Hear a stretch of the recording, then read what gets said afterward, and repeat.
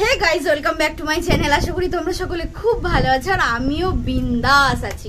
অনেকদিন পর এই কথাটা বলতে গিয়ে না আমার নিজের মুখে কেমন বেঁধে বেঁধে যাচ্ছিল। তোমরা জানো আমি অনেকদিন কন্ট্রোভার্সি ভিডিও করি না, ইচ্ছাও নেই কন্ট্রোভার্সি ভিডিও করার, কিন্তু ইউটিউবে দেখছি ঝড় উঠছে। দেখো, ইউটিউবটা আমাদের একটা নেশা হয়ে গেছে।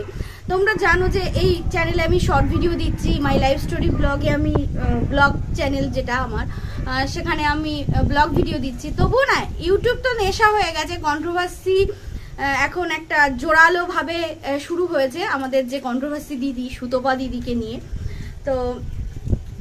তো ভাবলাম যে ঠিক আছে, চলো আমার কিছু বক্তব্য আছে সেগুলো আমি বলি। কারণ শিল্পীদি যখন করেছিল তখন বলেছিলাম যে ছি শিল্পীদি তুমি এটা করতে পারলে। ছি বলাতে শিল্পীদির ভীষণ গায়ে লেগে গেছিল।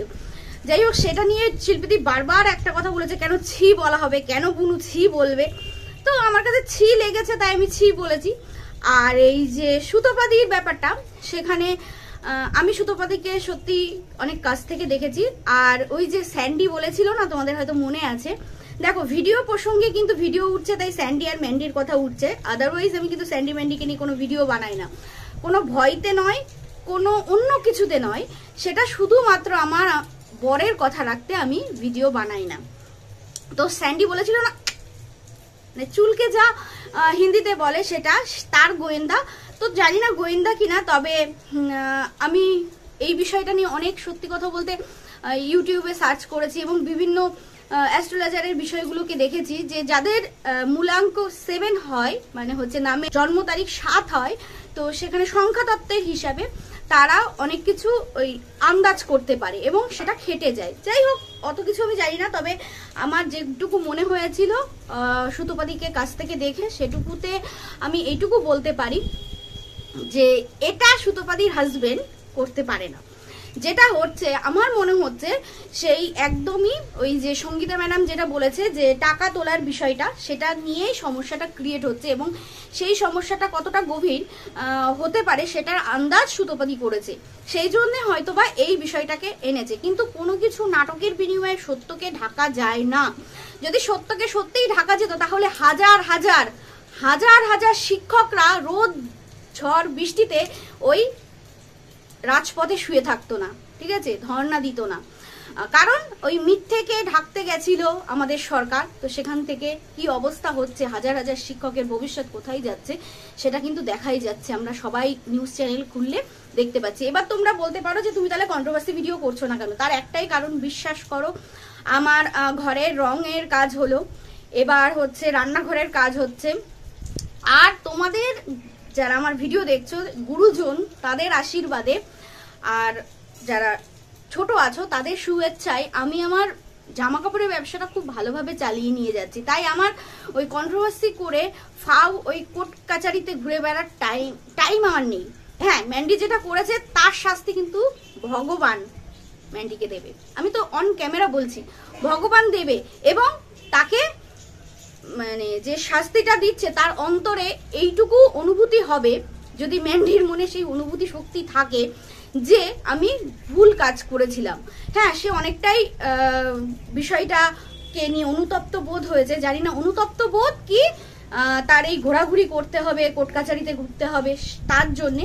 তবুও ম্যান্ডির সেই অনুতপ্ত বোধ যদি পুরোপুরি থেকে থাকে তাহলে সে সঙ্গীতা ম্যাডামের সাথে কথা বলে অবশ্যই আমার এই বিষয়টাকে সল্ট আউট করবে। আর তোমরা যারা আমার ভিডিও দেখছো তারা সঙ্গীতা ম্যাডামকে একটা রিকোয়েস্ট করো যাতে আমার দিক থেকে এই বিষয়টা তুলে নেওয়া হয়। কারণ আমি একজন টিপিক্যাল সংসারী গৃহিণী, সেখান থেকে আমার এই সমস্ত ঘুরে বেড়ানোর কোনো ইচ্ছা শক্তি নেই। এবার বলি, এই যে সুতপাদি বলেছে 1,70,000 টাকা দিয়ে রান্নাঘর করেছে, তারপরে চিমনি ধরো 20-25 টাকা, তারপরে ধরো হচ্ছে সোফা জানি না 8-10 টাকা কিনা, তারপরে মানে মোবাইল 1,80,000 টাকা। তো আমি সমস্ত কিছু মিলিয়ে যেগুলো সুতপাদি দেখিয়েছে তাতে আমি বাথরুমের কাজ দিয়ে আর ওই রান্নাঘর দিয়ে 1,70,000 টাইলসের কাজ হয়েছে। তো সবকিছু দিয়ে আমি একটা কথা বলতে পারি যে ইউটিউব করে এটা করা, এই যে কন্ট্রোভার্সি করে করা কখনোই সম্ভব না। আমার চ্যানেলে হাইয়েস্ট ভিউজ আছে, যেটা আমি অলরেডি আমার চ্যানেলে দেখতে পাবে না, তবে আমি দেখতে পাই সেটা হচ্ছে 2,30,000, ঠিক আছে। সেখানে হায়েস্ট আমি $55 মতো ইনকাম করেছি। তো সেখান থেকে ম্যান্ডিদের ভিডিও, ম্যান্ডির যখন এই পরকীয়ার বিষয়টা চলছিল তখন করে পার ডে 1-1.5 লাখ ভিউজ কামিয়েছে, কিন্তু সেটা দিয়ে এত কিছু করা সম্ভব না, ঠিক আছে। ওর যে এস্টিমেট দেখা গেছে সেখান থেকে কিন্তু এত কিছু করা সম্ভব না। এবার বলবে হাজবেন্ডের টাকা 10,000 টাকা দিয়ে কত কিছু দ্রব্যমূল্য বৃদ্ধিতে কত কিছু করা যায়। তো টোনাটুনির সংসার, কিন্তু এখন তো আর একজন আছে। তো সেখান থেকে যেটা সঙ্গীতা ম্যাডাম বলেছে তার প্রমাণটা আমার মনে হয় সে একজন কন্ট্রোভার্সি ক্রিয়েটার। সে MSL এর বিরুদ্ধে, মানে আমাদের কণিকাদের বিরুদ্ধে একটা সামান্য দোষকে এমনভাবে দেখেছে, সেখানে সে যদি নিট অ্যান্ড ক্লিন হয় তার ক্লারিফিকেশনটা ম্যাডামের কাছে গিয়ে দিয়ে দেওয়া উচিত, তাই না? আর জানি না দিতে পারবে কিনা, যদি দিতে পারে তাহলে অবশ্যই সে ম্যাডাম যেগুলো বলছে সেগুলো ভুল প্রমাণিত হবে, আর সুতোবাদী যেগুলো বলছে সেগুলো সঠিক প্রমাণিত হবে, তবে সেগুলো কিন্তু দিয়ে দেওয়া উচিত। এবার বলি, কেউ যদি কড়কড়া টাইটেল দেয় আমরা কন্ট্রোভার্সি ক্রিয়েট, আমি একদিন চুটিয়ে কন্ট্রোভার্সি করেছি, জানি না আমার কোনো রকম ইচ্ছা নেই আগামী দিনে কন্ট্রোভার্সি করার, তবুও আমরা সামান্য থেকে সেগুলোর থেকে কিন্তু পয়েন্ট খুঁজে বের করে কন্ট্রোভার্সি করেছি। সুতোপাদি তার অন্যথা না, সে খুব ভালোভাবে পয়েন্টসগুলো খুঁজে বের করে। তো বলি কি যে এই রুনাদিকে নিয়ে যে কথাগুলো বললো, আমি আবার রুনাদির ভিডিওটা দেখলাম। রুনাদিকে আমার মনে হয় যে ডাইরেক্ট, মানে রুনাদি যে ভিডিওটা করেছে সেটা কিন্তু খুব ভালো একটা ভিডিও করেছে এবং পয়েন্টে কথা বলেছে। হ্যাঁ, একদিন রুনাদি খুব ভালোবাসতো এবং পজিটিভ ভিডিও করতো। আমি একটা সুতোপাদিকে নিয়ে কি একটা বলেছিলাম, আমার মনে হয়েছিল যে সুতোপাদি হয়তো রুনাদিকে দিয়ে ভিডিওটা করিয়েছিল। তারপর রুনাদিকে আমি ডাইরেক্ট কমেন্ট করেছিলাম যে এইসব কথা তুমি সুতোপাদির কাছ থেকে শুনে নেবে, আমার সাথে এই কথা হয়েছে, এই সমস্ত কি একটা আমার এখন মনে নেই, ঠিক আছে। তো সুতোপাদিকে নিয়ে কিন্তু রুনাদি একদম পজিটিভ ভিডিও করতো। তো তারপরে রুনাদি যে ভিডিওটা করেছে সেখানে কিন্তু রুনাদি পয়েন্টে কথা বলেছে। আমি খুব ভালো করে দেখেছি রুনাদির ভিডিওটা। তো সেখানে আমি দেখলাম যে রুনাদি বলেছে যে বরকে বেচা, অবশ্যই একটা এমন টাইটেল দিচ্ছে সেখানে তো মনে হচ্ছে বরকে বেচছে। আমরা যারা কন্ট্রোভার্সি করেছি, যারা ব্লগারদের কোনো রকম খারাপ কিছু দেখেছি, তখন কিন্তু আমরা ওইভাবেই বলেছি। তো এইগুলো শুনতে কেন এত বাজছে? আমরা যখন অন্যকে বলি তখন যখন আমাদের মনে হয় না যে তার কেমন কষ্ট হবে, তো সেখান থেকে আমরা যখন শুনবো তখন আমাদের কেন কষ্ট হবে, তাই না? আমার যদি ব্লগিং চ্যানেলে কোনো কিছু খারাপ পাও তোমরা তো অবশ্যই বলবে, এবং সেটাকে আমার ক্লিয়ার করার দায়িত্ব কিন্তু আমার। তো যেই সঙ্গীতা ম্যাডাম লাইভ করেছে সেটা কি সুতোপাদি দেখেনি? অবশ্যই দেখেছে। আমরা চাইবো তার পরিপ্রেক্ষিতে কোনো একটা ক্লিয়ার কাট ভিডিও আসুক, তাই না? তাহলে দুধ কা দুধ পানি কা পানি বেরিয়ে যাবে, তাই না? তবে আমি সুতোপাদিকে 2 দিন না 3 দিন দেখেছি, হ্যাঁ 2 দিনই বোধহয়। একদিন ম্যান্ডিরা এসেছিল আর একদিন আমরা নিজেরাই গিয়েছিলাম। আর এই যে জুন মাসে আবার 2nd উইকে আবার হচ্ছে ডেট আছে। যাই হোক, তো যেদিনকে ম্যান্ডিরা আসেনি সেদিনকে ম্যান্ডিদের নামে সুতোপাদিও বলেছে, এবং নো ডাউট আমি তো অন ক্যামেরা বলছি ম্যান্ডিদের নামে আমিও বলেছি, কোনো সমস্যা নেই, আমার কথা বলুক না। যেটা সত্যি সেটা সত্যি বাবা, আমি সামনে বলবো, ঠিক আছে? আমি অতটা কি বলবো, ওই ঢাকাচুপির মধ্যে না, সোজা কথা সোজা বলতে খুব পছন্দ করি। তো যাই হোক, আমিও বলেছি, সুতোপাদিও বলেছে, এবং আমাকে বারবার ইন্ডিকেট করছে, এবং আমার হাজবেন্ডকেও একটাই কথা ইন্ডিকেট করা হচ্ছিল, সুতোপাদিও করছিল, যে দেখো ম্যান্ডিরা একবারও ফোন করলো না। আমার যেন সেখানে ওই যে স্যান্ডি বলেছিল ড্যাশের গোয়েন্দা, তখন আমার মনে হয়েছিল যে বারবার এই কথাটা কেন বলা হচ্ছে, তার মানে কি আমার পেট থেকে কি কথা বেরোয় সেগুলো ম্যান্ডিকে বলবে? আমার কোনো ফারাক পড়ে না, ঠিক আছে? সে বড় ভালাগার হতে পারে ম্যান্ডি, আমার কোনো ফারাক পড়ে না যে আমার কথাগুলো বলে দেবে। তো আমার এটা মনে হচ্ছিল, আমি আমার বরকে আবার মেসেজ করলাম যে কোনো কথা বলো না, আমার যেন কেন জানি এরকম মনে হচ্ছে। সুতোপাদির সাথে ম্যান্ডির যোগাযোগ নেই, ফোন করলো না, এটা তো আমি বিশ্বাস করতে পারি না। তো কি ধর্মস্থ, সেই দিনই রিয়াঙ্কাতে বাড়ি গেছিল ম্যান্ডি, এবং বেরোনোর পরে ফোন ঢুকেছে, ক্যামেরা তখন চলছে, বলছে এই সুতোপাদি ফোন করছে, হ্যাঁ ও সেই কথাটা বলে ফেলেছে। আমি তখন ভাবলাম যে দেখো, হ্যাঁ মানে পৌঁছে গিয়ে জানিয়েছে, সেটাও বলে দিচ্ছে। তাহলে সে যেভাবে আমার সামনে প্রেজেন্ট করলো সেই সময় ম্যান্ডিকে কোর্ট চত্বরে, যে ম্যান্ডি ফোন করছে না, ওদের কোনো মানে মানবিকতা বোধ আছে, কিন্তু পরবর্তীতে তার উপরে প্রচুর রাগ ক্ষোভ জমে আছে, তাই না? সেটাই তো তুমি আমি সাধারণ মানুষ সেটাই বুঝবো। কিন্তু সেখানে গিয়ে ও পৌঁছে গিয়ে ম্যান্ডিকে জানালো। কই আমি পৌঁছে গিয়ে তো ম্যান্ডিকে জানাইনি। তার মানে কতটা গভীরতম ভালোবাসা, ঠিক আছে। তো তখন আমার মনে হয়েছিল যে এটা কি হলো, আমি যেটা ভাবলাম সেটাই হলো। তারপরে আমি কোনোদিনই বলিনি। আজকে কথার পরিপ্রেক্ষিতে উঠলো, যদিও সামনের মাসে সেকেন্ড উইকে সুতোপাদির সাথে দেখা হবে। আর একটা জিনিস আমার খুব খারাপ লেগেছিল, সেই সময় সঞ্জয় দা ফোন করেছিল এবং আমি সুতোপাদিকে বলেছিলাম তোমার মানে তুমি কিরকম গো, এনা তোমার সামনে কি সব বাজে বাজে কথা বলেছিল। বলছে তাই কি, ও আর কোনোদিন করবে না বলেছে। দেখো সত্যি কথা বলতে এই যে সুতোপাদি বারবার জাহির করে বলে যে আমি প্রচন্ড ইমোশনাল, আমি প্রচন্ড ইমোশনাল, আমাকে কি একটু ভালো করে কথা বললেই আমি গলে যাই। কিন্তু আমি মনে করি যে মাথাটা কারো কাছে নোয়াতে নেই। সঞ্জয় দা সেই মুহূর্তে যে ভিডিওগুলো করেছিল সুতোপাদির সম্পর্কে এবং তার কতটা সঠিক কতটা বেঠিক আমি তার মধ্যে যেতে চাই না, কিন্তু যে ভাষাগুলো দিয়েছিল আমি কেন, মানে কোনো মেয়ে মানুষেরই উচিত না যে ওই মানুষটার সাথে কথা বলা। ইমোশন হয়ে যে মানুষ এত কিছু এরকম নোংরা ভাষায় কেউ কথা বললে তার সাথে আবার ভালোভাবে কথা বলতে পারে, আমি বাবা সেটা কোনোদিনই মেনে নিতে পারবো না। আবার এই নতুন করে তো সঞ্জয় দা শুরু করেছে, সেটা মানে ভিডিও দেখি না, থাম্বনেল দেখে যেটা বুঝতে পারলাম। আর গতকালকে ওই ম্যাডামের লাইভটা দেখেছিলাম, সেখানে 20 লাখের কথা উঠেছে। এবার 20 লাখ কি 40 লাখ কি 20,000, না 20,000 তো হবে না, কারণ 96,000-এর গল্প দিয়েছে, সেটা তো 96,000 প্রচার করেছে, সেটা তো শুনেছি।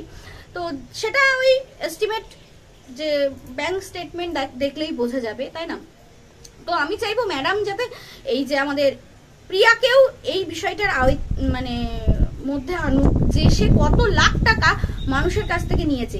এই প্রিয়ার ছেলে হয়েছে, সেই বিষয়টাই আমি ভিডিও করবো ভেবেছিলাম।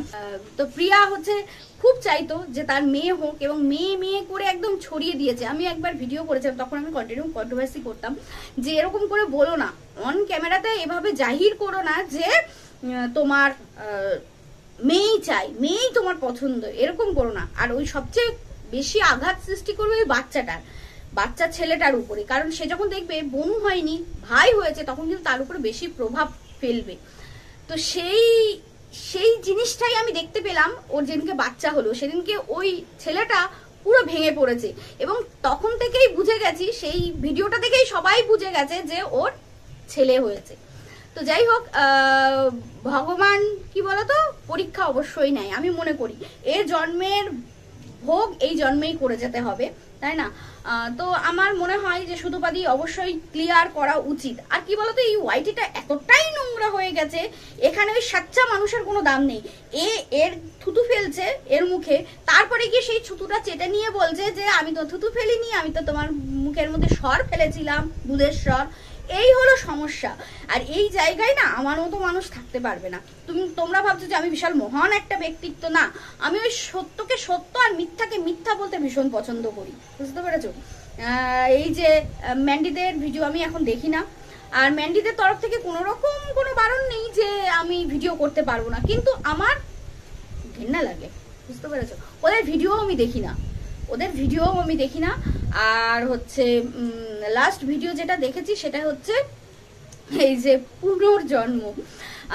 পুনর্জন্মের এই আগের ভিডিও আর পরের ভিডিওটা দেখেছি।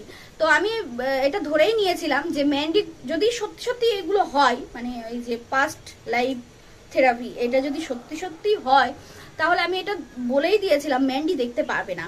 কারণ ম্যান্ডি স্যান্ডি দুজনেই ট্যাটু খেলেও স্যান্ডি মহাদেবের ভক্ত আছে, ঠাকুরের উপরে কিছুটা হলেও ওর আস্থা আছে এবং কিছুটা হলেও বিশ্বাস আছে। ম্যান্ডি তার দূর দূরান্ত থেকে পালায়, ঠিক আছে, ঠাকুর দেবতা থেকে।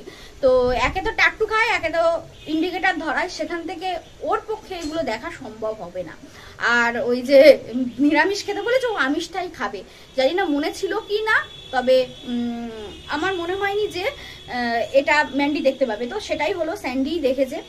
আর কৃতকর্ম যদি সত্যিই স্যান্ডি সত্যি দেখে থাকে, ঠিক আছে, সে যদি পুরোটা সত্যি বলে থাকে এবং সেটা যদি কোনো প্রমোশন ভিডিও না হয়ে থাকে, তাহলে গত জন্মে স্যান্ডি যেটা করেছিল, যে একটা বিবাহিত জমিদারের বউকে সে ভালোবেসেছিল, তো এই জন্মে মানে পরকীয়ার বিষয়টা এই জন্মে সেটা শোধবোধ হয়ে গেছে।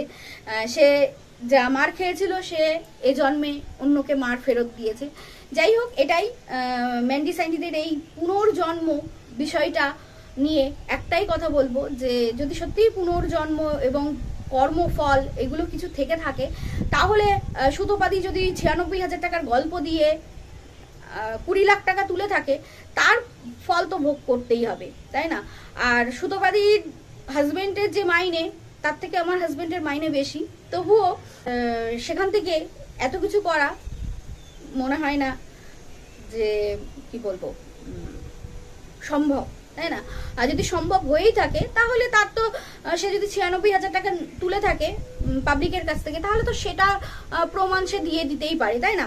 সে যদি অন্যকে আঙুল তুলতে পারে যে প্রমাণ দেখাও তুমি শারীরিকভাবে অক্ষম, প্রমাণ দেখাও যে তুমি সিঁড়ির থেকে কোলে করে উপরে উঠেছো, সবকিছুর প্রমাণ চাই, এবং প্রিয়ার কাছেও প্রমাণ চাই যে কত লাখ টাকা উঠেছে, তাহলে সেও প্রমাণ দিতে বাধ্য, তাই না? ওয়াইটির থেকে তোলা টাকা ওয়াইটিতে প্রমাণ তো দিতেই হবে। আর তার পিছনে যখন সঙ্গীতা ম্যাডাম আছে যে সেগুলোকে তুলে ধরার জন্য, তাহলে অবশ্যই সে প্রমাণ দিতে বাধ্য। তবে হ্যাঁ, আমার এই বিষয়টা খটকা লেগেছিল সেই মুহূর্তে। আজ মনে হলো যে শিল্পীদের সম্পর্কে অবশ্যই বলেছি, তো সুতোপাদির সম্পর্কে কেন বলবো না। তবে সে যদি মনের দিক থেকে সচ্চা হয়ে থাকে, সে অবশ্যই দেবে। আর হ্যাঁ, একটা বিষয় দেখলাম যে সে মানে রুনাদির ভিডিওতে, আমি সুতোপাদির ওই শপিং এর ভিডিও দেখিনি, কারণ ওই কান্না কান্না মুখের থাম্বনেল আমি দেখিনি। তো আমি রুনাদির ভিডিও দেখেছিলাম, সেখানে দেখেছি যে সুতোপাদি যাদের বাড়িতে, মিঠুদির বাড়িতে রেখে যায় না ওর পোষ্যটাকে, কি যেন নাম, শেরুকে রেখে যায়, তো তার বাড়ির বাচ্চার জন্য দুটো কি বলবো মাফলার এনেছে, ঠিক আছে? এটা নিয়ে আমাদের এই রুনাদি প্রতিবাদ করেছে যে এটা কেন। হ্যাঁ, আমার ক্ষেত্রেও তাই। আমি সবসময় মনে করি যে আমি খারাপটা নেবো, কিন্তু অন্যকে ভালোটা দেবো, তাই না? আমার সুবিধা অসুবিধায় সে আমার কুকুরটাকে রাখছে। দেখো, যাদের বাড়ি পোষ্য থাকে না, সে সুবিধা অসুবিধায় আমার পোষ্যটাকে রাখছে। একটা কথা মানতেই হবে যে আমাদের বাড়ি যেরকম হচ্ছে কোনো কুকুর নেই, কিন্তু আমাদের বাড়ি পাখি আছে।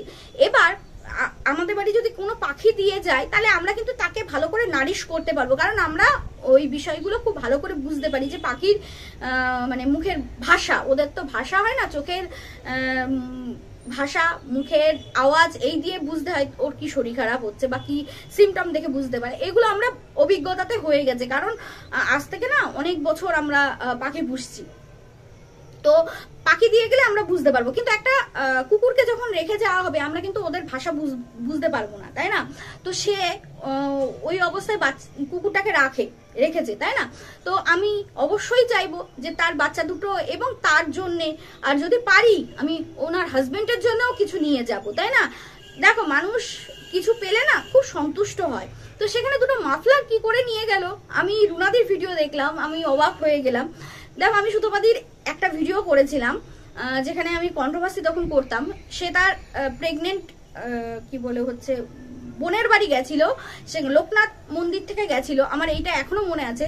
তো একটা প্রেগনেন্ট নিজের বোন সে প্রেগনেন্ট, তো তার জন্য হাতে করে তো আমি ভাববো যে অনেক কিছু নিয়ে যাব, তাই না? তার যে জিনিস ভালো লাগে সেগুলো নিয়ে যাবো, নিজেরই তো বোন বাবা। যখন আমি প্রেগনেন্ট ছিলাম, তখন আমি আমার মেজো জেঠির কাছে সেই কোন ছোটবেলায় খেয়েছি ওই তালের বড়া, আমার সেই তালের বড়ার খুব লোভ লেগে গেছে। আর আমার ফুলকাকির হাতে হচ্ছে লুচি, কি আশ্চর্য, কবে খেয়েছি ছোটবেলায়, অথচ বাবান যখন পেটে, আমার তখন ওটার প্রতি লোভ হয়েছে। তো আমার বোন কি কি খেতে ভালোবাসবে, আমি সেগুলোই নিয়ে যাব। কিচ্ছু নিয়ে যাইনি, শুধু লোকনাথ বাবার প্রসাদ। হ্যাঁ, প্রসাদ তো অবশ্যই নিয়ে যাওয়া উচিত, কিন্তু কিছু তো নিয়ে যাবে। আমি সেই সময় প্রতিবাদ করেছিলাম যে একটু মিষ্টিও নিয়ে যেতে পারো নি, বা বোন যেটা খেতে পারে। তো সেখান থেকে বুঝেছিলাম যে সুতোপাদি ভীষণ কিপটে, হাত দিয়ে সত্যিই টাকা সরে না। নিজের বোনকে যদি প্রেগনেন্ট অবস্থায় কিছু না দিয়ে তার বাড়ি যেতে পারে, এবং একটা নীল রঙের নাইটি পরতো, নেভি ব্লু কালারের, ওটা কিন্তু ওর বোন ওই সময় দিয়েছিল, ঠিক আছে? সেটা দেখিয়েছিল, তো ওখান থেকে বোনের কাছ থেকে নাইটি নিয়ে এসেছিল, কিন্তু দেয়নি। এবং ফ্রাইড রাইস, মাংস বোধহয় ওর বোন পাঠিয়েও দিয়েছিল ওই সুতোপাদির হাজবেন্ডের জন্য। তো সেটা আমি দেখেছিলাম, আমার খুব খারাপ লেগেছিল, আমি সেই সময় ভিডিও করেছিলাম। দেখো আমি ইউটিউবে কাজ করি ঠিক আছে, সত্যকে সত্য বলতে ভীষণ পছন্দ করি আর মিথ্যাকে মিথ্যা। আমার না কোনো ব্লগার না কোনো কন্ট্রোভার্সি ক্রিয়েটারের সাথে যোগাযোগ আছে, আর যোগাযোগ থাকলেও যখন মনে করব যে মানে সখ্যতা আমার সবার সাথে আছে এই ইউটিউব জগতে, এই ক্যামেরার ওপাশে সবার সাথে সখ্যতা আছে, কিন্তু যাকে ভুল দেখবো আমি তাকে বলবো। ওই অন্ধ বিশ্বাস করে আমি কারোর সাথে না আমার পার্সোনাল লাইফে না আমার প্রফেশনাল লাইফে আমি কারোর সাথে কোনো সমঝোতা করি। আর সত্যি কথা বলতে এই কি বলবো, এই দুমুখো সাপ হয়ে আমি চলতে পারি না বলে আমি কন্ট্রোভার্সি লেভেল থেকে একদম হারিয়ে গেছি। তোমরা আমাকে অনেক মানে রিকোয়েস্ট করছো যে কি হয়েছে, কেন তুমি কন্ট্রোভার্সি করছো না, আমি শর্ট ভিডিও দিলেই তোমরা এই কমেন্ট করো। তো আমি সবার কাছে, আমার ভালোবাসার সমস্ত মানুষের কাছে হাত জোর করে রিকোয়েস্ট করছি, না আমার ম্যান্ডিটের তরফ থেকে কোনো রকম বারণ আছে, না আমার কি বলবো পরিবারের তরফ থেকে বারণ আছে। তবে হ্যাঁ, পরিবারের থেকে একটাই বারণ আছে, আমার হাজবেন্ডকে আমি কথা দিয়েছি যে আমি ম্যান্ডিদেরকে নিয়ে ভিডিও করবো না, হাজারো দোষ দেখলে আমি ভিডিও করবো না, ঠিক আছে। শুধু ওই পুনর্জন্ম হিসাবে এইটুকু উঠলো যে কর্মফল, যেহেতু সুতোপাদির এই যে 96,000 টাকার থেকে যদি 20 লাখ হয়ে যায়, তার কর্মফল সুতোপাদি যেমন ভোগ করবে ঠিক তেমনি প্রিয়াও ভোগ করবে, ঠিক তেমনি পুনর্জন্ম এবং কর্মফল স্যান্ডি যদি সত্যিই দেখে থাকে তাহলে স্যান্ডির পুনর্জন্মের কর্মফল এই জীবনে কিন্তু স্যান্ডি ভোগ করেছে, ম্যান্ডিও ভোগ করেছে। তো আর আমার উপরে এবং সুতোপাদির উপরে যে কেস করেছে, আমি তো কোনো রকম কল রিভিলও করিনি, কোনো রকম কিছু ওই কন্টিনিউ যে পুরনো কাশন দিয়েও ঘাটিনি, তবুও আমার উপরে যেটা এসেছে তার কর্মফল তো ভগবান ঠিকই দেবে ম্যান্ডিকে। আমি অন ক্যামেরা বলে গেলাম, কর্মফল ভোগ করতেই হবে। আর কন্ট্রোভার্সি করি না তার একটাই কারণ, বিশ্বাস করো আমার মা বাবা ভাই সবাই তো তামিলনাড়ুতে থাকে, তোমরা অনেকেই জানো। আমার মা 6 বছর ব্যবসাটা চালিয়েছে, এই 1 বছর আমাকে চালাতে হচ্ছে। কি প্রচন্ড খাটনি আর কি প্রচন্ড প্রেশার পড়ছে, তোমাদেরকে আমি কল্পনায়ও মানে বোঝাতে পারবো না যে জামা কাপড়ের ব্যবসায় আমাকে কি পরিমাণে মানে পরিশ্রম করতে হচ্ছে। যাই হোক, আমি মাই লাইফ স্টোরি ব্লগে একটা ভিডিও দিয়েছি যেখানে আমার মামাতো বোনের বিয়ের ভিডিও, তো সেই ভিডিওতে একদম লাস্ট মোমেন্টে আমার বড় মামিকে তোমাদেরকে দেখিয়েছি। তো জানি না এই কয়েকটা দিনের মধ্যে গত পরশুদিন ধরা পড়েছে আমার মামির ক্যান্সার।